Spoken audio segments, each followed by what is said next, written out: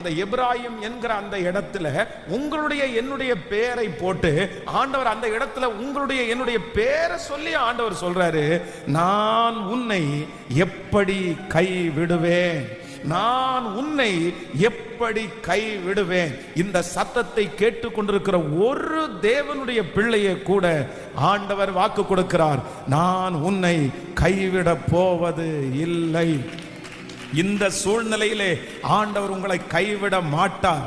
இந்த பிரச்சனையிலே ஆண்டவர் உங்களை கைவிட மாட்டார். நீங்கள் மலையை போல நம்பி இருந்த மனிதர்கள் கைவிடலாம், உங்களை சுற்றி இருக்கிற எல்லாருமே கைவிடலாம். ஆனால் கர்த்தராகிய ஆண்டவர் வாக்கு கொடுக்கிறார், நான் உன்னை எப்படி கைவிடுவேன். இந்த காரியத்தில் கர்த்தருடைய கை உன்னோடு கூட இருக்கும், அவருடைய நடத்துதல் உங்களோடு கூட இருக்கும். அவர் இந்த பிரச்சனை முடிகிற வரைக்கும் உங்களை விட்டு அவர் விலக மாட்டார்.